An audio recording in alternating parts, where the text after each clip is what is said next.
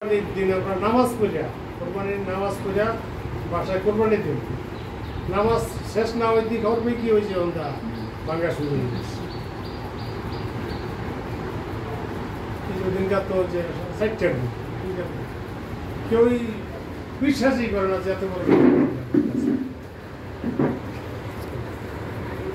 এখন আমরা এই আতঙ্কের মধ্যে আছি আল্লাহর ইচ্ছা যেভাবে সেই ব্যাগগুলো ঢালাইতেছে এই সামান্য ব্যবস্থায় দেওয়ার আমরা আশ্বস্ত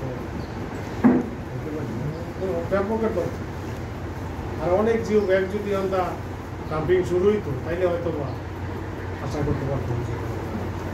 আচ্ছা, মানে এখন এই নদী ভাঙন থামান এটা একটা দীর্ঘ প্রক্রিয়া, এটা মনে করেন যে প্রোটেকশনটা একটা দীর্ঘ প্রক্রিয়ার মাধ্যমে, এটা তো ইমিডিয়েট কি প্রয়োজন? একেবারে রিসেন্টলি যারা আতঙ্কগ্রস্ত আছে যে ভেঙে যাওয়া, এদের জন্য কি প্রয়োজন হবে?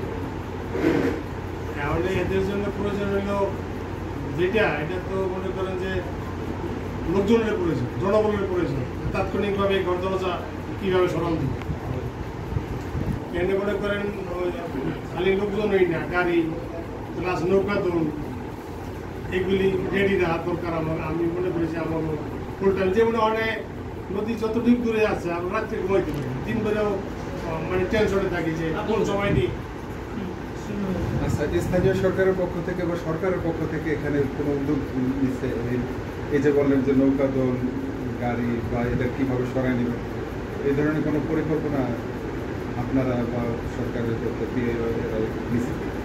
স্থানীয়ভাবে আমরা যারা আছি আমরা এইভাবে একটু সতর্ক আছি, আমরা লোকজনকে এইভাবে বইলা রাখছি সবসময় যে তোমরা যে যত করে কাম থাকবে হয়তো দূরের কামে অন্তত এই কয়েকদিনের মধ্যে আমরা প্রস্তুত থাকবো। যে কোনো মুহূর্তে যিনি তোমার এমন যদি দুঃসংবাদ পাওয়া যায় সাথে সাথে যিনি আমরা ইয়া করতে পারবো।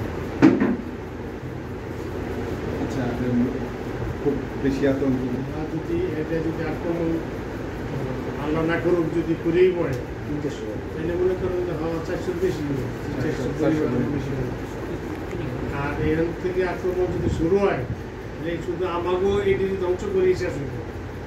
এই নদী ডাইরেক্ট তো আর 200 মিটার 300 মিটার পরেই আপনার উপরে অনেক করবে, ওইটার ভিতরে যদি একবার ঢুকে পড়ে তাহলে সাজিয়ে উপজেলা পর্যন্ত যাই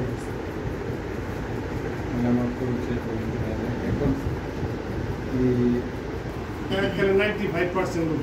মানে প্রথমে বলেন আমাদেরকে এই পরিমাণ কি আছে, কি পরিমাণ আছে এই ধরনের যে ঘর দরজা সরায় নেওয়ার উপক্রম মানে নিতে হবে? আপনারা মনে করেন বা তারাও মনে করতেছে ঘর দরজা সরায় নিতে হবে, কোন জায়গায় যাবে সেটা হলো একটা কোনো সেফ জায়গায় যাবে। এর সংখ্যাটা একটু আনুমানিক বলতে পারে?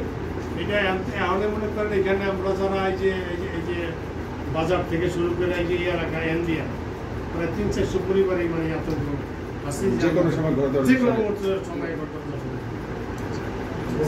সিকিউরিটি নেই এখন, সবাই আতঙ্ক। সামর্থ্য কত বাড়ি ঘরে নাই যে তারা ট্রান্সফার করে নিয়ে যাবে, লোকজন কাজে লাগাবে, এরকম কত বাড়ি হতে পারে যে তাদের সামর্থ্য নাই? সামর্থ্য নাই বলতে যেটা এটা মনে করেন বললাম না যে 95% লোকেরই সামর্থ্য, যেমন একটা হলো যে আরো বেশি হবে, হয়তো বা 98 ধরে নিতে পারে। 2% হয়তো বা সামর্থ্য আছে যে যারা তাদের অর্থনৈতিক অবস্থা ভালো, তারা ওই লোকজন বা ওই যে লেবার খরচ দিয়ে নেওয়ার দিয়ে গরিব এলাকা তো ভাই, আমরা কথা বলবো আমরা গরিব এলাকা। এই যে চতুর্থ বাঙ্গায় আমি এনে শিফট করছি। আচ্ছা, আমাদেরকে যদি আপনি একটু মানে আমাদের সাথে একটু তথ্য শেয়ার করা যাবে তো, যদি এইরকম আতঙ্কগ্রস্ত